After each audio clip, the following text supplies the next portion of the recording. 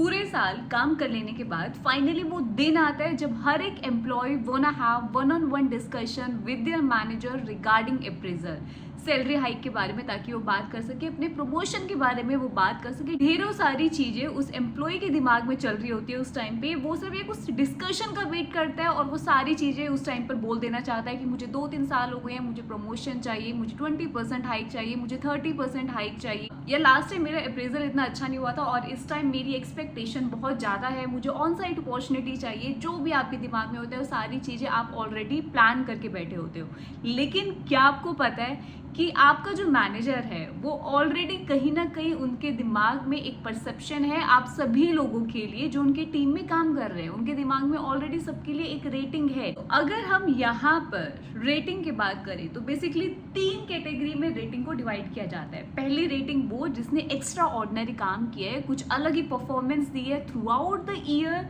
और उसको डाला जाता है ए कैटेगरी में। जो कहते हैं ना टॉप कैटेगरी के बच्चे या टॉप कैटेगरी के एम्प्लॉयज, वो आते हैं ए कैटेगरी में। बीच दूसरे आते हैं बी कैटेगरी। बी कैटेगरी हो गई जो एवरेज हो गई, कि ठीक है थ्रू आउट द ईयर उनका अच्छा परफॉर्मेंस भी रहा, बुरा परफॉर्मेंस भी रहा, एस्केलेशंस भी आई, गुड फीडबैक्स भी आए, तो गुड बैड दोनों फीडबैक थे। ऑन एन एवरेज ठीक ठाक था तो उनको बी कैटेगरी में डाला जाता है। और 80% जो एम्प्लॉयज होते हैं वो बी कैटेगरी में ही आते हैं। तो बी कैटेगरी बहुत बुरी नहीं है, it's not very bad, it's an average, you can say it's a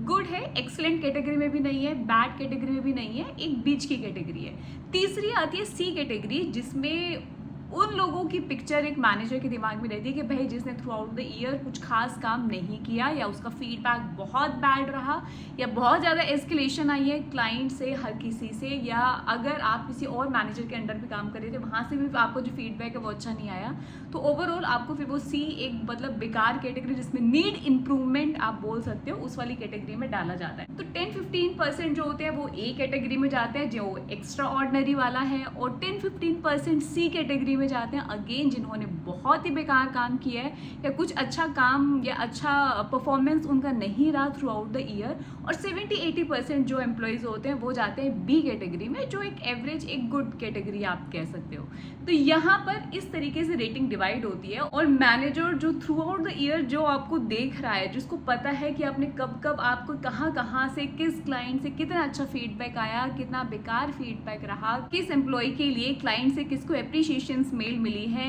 क्या अच्छा रहा क्या बुरा रहा, उसको हर एम्प्लॉय का पता है। अनटिल एंड अनलेस किसी नए एम्प्लॉय ने ज्वाइन न किया हो और उसको और मैनेजर को उस एम्प्लॉय के बारे में ज़्यादा ना पता हो, या कोई दूसरे प्रोजेक्ट से बंदा आया हो, तो वो पुराने वाले जो मैनेजर होगा उससे आपका फीडबैक लेके देन उसके अकॉर्डिंग आपको रेटिंग देता है। तो यहाँ पर जो चीज़ मैं क्लियर कर देना चाहती थी वो ये कि भाई हर एम्प्लॉय वेट कर रहे हैं कि मुझे वन ऑन वन डिस्कशन में जाना है मैनेजर के साथ, मुझे पूरा बताना है, अपना आज पूरा चिट्ठा खोल देना है कि मैंने थ्रू आउट द ईयर भाई मैंने तब इस प्रोजेक्ट के लिए काम किया था, मैंने बीच में दूसरे प्रोजेक्ट में भी अपनी इन्वॉल्वमेंट दिखाई, मैं हर जगह एंगेज था, मैंने हर जगह ये क्रिटिकल काम किए, मैं इस दिन मैं ये रिलीज में रातों रात मैंने बैठ के काम किया है, या मैंने वीकेंड्स में बैठ के काम किया है। ढेरों सारी चीज़ें उसके दिमाग में होती है, लेकिन उसे नहीं पता कि मैनेजर ऑलरेडी उसको रेटिंग दिमाग में दे चुके हैं, जो 90% वो रेटिंग दे चुका होता है। लेकिन उस टाइम पे फिर हम क्या करते हैं कि हम मैनेजर से बोलने जाते हैं और कहीं ना कहीं हमें उनके हाव भाव से या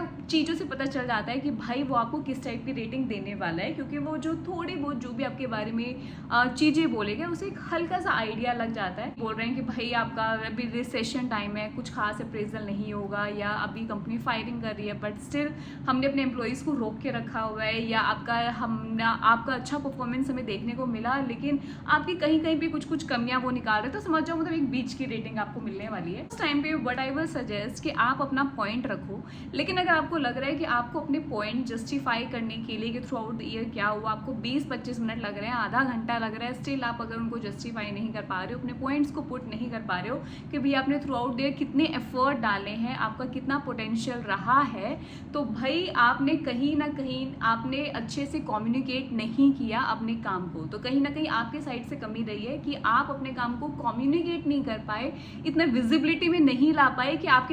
आपको अपने मैनेजर को बताना पड़ रहा है आधे आधे घंटे तक बैठ के कि भाई मैंने पूरे साल इतने इतने एफर्ट डाले। तो ऐसे में आर्ग्यूमेंट करने का कोई सेंस नहीं बनता, कोई मतलब नहीं है आर्ग्यूमेंट करने का। आप अपना जस्टिफाई करो, लेकिन इस चीज़ का फिर आपको भी ध्यान रखना होगा कि भाई जब भी आप काम कर रहे हो तो आप अपने उस काम को दिखाओ, विजिबिलिटी में लाओ, कम्युनिकेट करो, मैनेजर्स को बताओ, प्रॉपर मेल डालो। अब होता क्या है कि जब भी अप्रेजल की बारी आती है ना, तो अप्रेजल से ठीक 2-3 महीने पहले, भाई जैसे मान लो मार्च में हमारा अप्रेजल है, तो दिसंबर जैन से ना हर एक बंदा एक्टिव हो जाता है, इतनी एक्टिव मोड में आ जाएगा, लिटरली मैं बता रही हूँ, IT इंडस्ट्री में इतनी एक्टिव मोड में आ जाता है हर कोई कि अपनी विजिबिलिटी दिखाने में लगा हुआ है हर कोई। मतलब जो पूरे साल चाहे मीटिंग्स में उन्होंने कुछ नहीं बोला, स्क्रम्स में कुछ नहीं बोला, लेकिन अब वो कुछ भी मुद्दा उठा के बोल रहे हैं, किसी भी चीज़ पे डिस्कशन ला रहे हैं, जस्ट कि अपनी विजिबिलिटी लाने के लिए अपने जो काम है उसको पूरा बढ़ा चढ़ा के बता रहे हैं कि मैंने ये काम कर लिया, या और ज़्यादा काम को पकड़ने की कोशिश करते हैं बिफोर द टाइम, आपको वो काम को करके दे रहे हैं। मतलब अगर किसी काम को करने का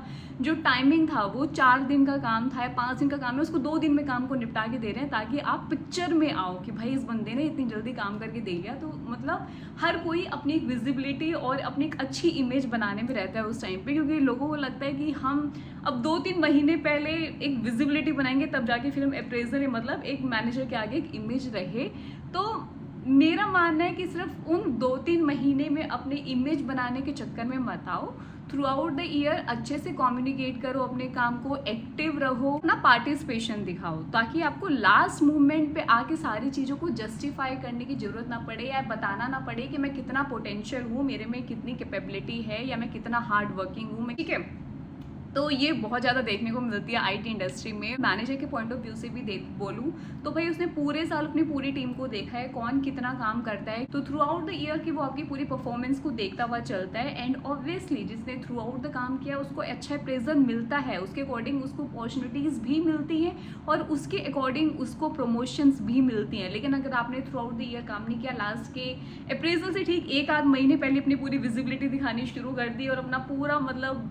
एक्टिव मोड में आके अपने हर चीज़ों में एंगेज होना शुरू कर दिया, इन्वॉल्वमेंट दिखानी शुरू कर दिया, एंड देन यू एक्सपेक्ट कि अब मैं अपने मैनेजर से A रेटिंग एक्सपेक्ट करता हूँ, तो भाई वो आप खुद भी सोचो वो गलत है, वो आपको A रेटिंग नहीं देगा अनटिल अनलेस या तो आपने कुछ ज़्यादा बटरिंग ना कर रखी हो मैनेजर की और आपकी अच्छी खासी अगर अपर मैनेजमेंट और मैनेजर से पड़ती है, तो भाई फिर वो एक अलग चीज़ है कि आपको A भी मिल सकती है। अदरवाइज आपको थ्रू आउट द ईयर अपनी परफॉर्मेंस दिखानी पड़ेगी, थ्रू आउट द ईयर आपको एक अच्छी विजिबिलिटी आपको अपनी दिखानी पड़ेगी। ठीक है, और इसके साथ ही एक चीज़ और, अगर इन केस एक वर्स्ट सिनारियो पे हम लें और हम देखें कि भाई आपने थ्रू आउट द ईयर अच्छा काम किया था, आपने विजिबिलिटी थी, आपने प्रॉपर कम्युनिकेट किया, हर काम अपने टाइम पे किया, एक्स्ट्रा काम भी उठाए, एक्स्ट्रा पार्टिसिपेशन भी रहा, एक्स्ट्रा इन्वॉल्वमेंट भी रहा आपके दूसरे प्रोजेक्ट्स में भी, दूसरे लोगों की भी आपने टीम मेंबर्स की हेल्प की, और ये सारे पॉइंट्स होने के बाद भी आपने सबसे एक्स्ट्रा ऑर्डिनरी आपके अकॉर्डिंग काम किया, लेकिन स्टिल आपके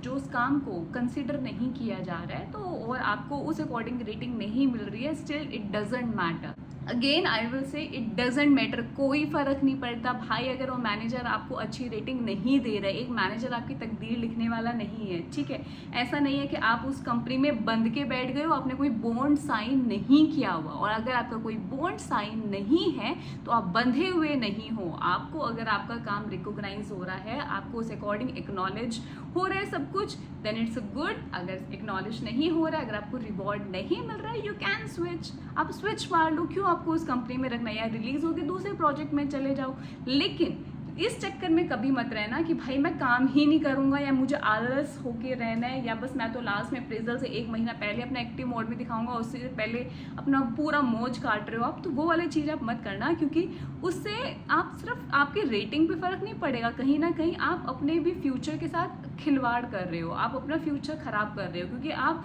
अपडेटेड ही नहीं रहोगे, आप सीख नहीं रहे हो। कोडिंग तो एक ऐसी चीज़ है जिसकी प्रैक्टिस चाहिए, प्रैक्टिस ही आपको एक बेटर बनाते हैं, और आप कोडिंग नहीं कर रहे हो, आप टेक्नोलॉजी से दूर हो, मार्केट में क्या चल रहा है बस आप टाइम पास कर रहे हो, तो अल्टीमेटली एक पॉइंट पर आपको सफ़र करना पड़ेगा, फिर आपको अलग से बैठ के तो पढ़ना पड़ेगा, क्योंकि अच्छा खासा कॉम्पिटिशन है, हर कोई आपका अच्छा खासा कंपिटिटर है। तो भाई आपको उनके साथ उनकी टक्कर में खड़ा होना है, अच्छा पैकेज में आना है, दूसरी कंपनी में स्विच मारना है, तो भैया ढेरों में बच्चे खड़े खड़े हैं, सेम प्रोफाइल में ढेरों सारे बच्चे आपको दिख जाएंगे, तो उनसे ऊपर जाने के लिए या उनसे अलग चमकने के लिए आपको मेहनत भी करनी पड़ेगी। तो काम सिर्फ इसलिए मत करो कि मैं इस मैनेजर का काम नहीं करूँगा या मुझे कोई फ़र्क नहीं पड़ता है, मैं ही काम नहीं करके दूंगा, या आप काम कर रहे हो वो अपने लिए भी कर रहे हो कि आपको उससे कुछ ना कुछ सीखने को मिल रहा है। तो अपना ही भला सोच के चल लो भाई कि तुम्हें अपने लिए काम करना है, ताकि तुम सीखते रहो। और जब कोई भी इंटरव्यू हो और जब भी कभी कोई स्विच मार के भी तुम किसी नए प्रोजेक्ट में गए या रिलीज होकर दूसरे प्रोजेक्ट में गए, वहाँ पे जब तुम्हें काम मिले तो तुम घबराओ नहीं कि भाई क्या हो गया, ये कौन सा काम आ गया। अगर तुमने काम किया होगा ना पहले, तो तुम्हारे अंदर एक कॉन्फिडेंस होगा और तुम ईजिली सारी चीज़ों को हैंडल कर पाओगे। तो वो वाली तो अपना प्लस पॉइंट लेकर आपको चलना है कि भाई ठीक है, यहाँ पे रिवॉर्ड मिलेगा तो ठीक है, रिवॉर्ड नहीं मिलेगा तो मेरे पास दूसरा ऑप्शन है, मैं कंपनी को चेंज करके दूसरी जगह चला जाऊँगा, वहाँ आपके काम को रिकॉग्नाइज कर लिया जाएगा। क्योंकि आप मेहनती हो, आप काम करते हो, तो भाई आपका काम भी एक्नॉलेज होगा, सिंपल सी बात है। तो अपना काम करते रहो, अपडेट रहो, अपना स्किल्स को अपने अपडेट रखो, टेक्नोलॉजीज नई नई सीखते रहो, हमेशा लर्निंग फेज में रहो। कुछ भी सीखने को मिल रहा है सीख लो, कुछ भी मिल रहा है सीख लो, कोई फर्क नहीं पड़ता कि वो आपके लाइन से मैच है भी या नहीं। मान लो आप डेवलपमेंट में काम करते हो, आपका डेवऑप्स में भी थोड़ा सा भी इंटरेस्ट है, भाई सीख लो। आपको ऑटोमेशन में थोड़ा सा भी इंटरेस्ट है, पैरेलली सीख लो। क्या है, सीखने में कुछ भी गलत नहीं है। आपको कहीं ना कहीं वो फ्यूचर में जाके कुछ अच्छा ही करेगा, आपके लिए कुछ बुरा नहीं करेगा, ठीक है। तो जहाँ जहाँ आपको सीखना है आप सीखते रहो, हमेशा कुछ ना कुछ नया सीखते रहो। दूसरों से भी, अगर चाहे आपका जूनियर बंदा भी है ना और आप सीनियर लेवल पे हो, स्टिल आपको इतना काम नहीं आता या आपने इतना कोडिंग पे काम नहीं किया और आपको लग रहा है कि आपके जूनियर को आता है, कोई बात नहीं भाई, कोई बड़े छोटे बनने में यहाँ पे जरूरत नहीं है कि मैं एक सीनियर बन के थोड़ा एंड में बन के रहूँगा, कोई ज़रूरत नहीं है। अपने जूनियर से भी अगर आपको सीखने को मिल रहा है तो सीख लो। तो मतलब आपके हमेशा जो एक इच्छा रहनी चाहिए ना, वो ये कि आपको हमेशा सीखते रहना है, एक हमेशा अपने आप को अपडेट रखना है स्किल्स में, ताकि कभी भी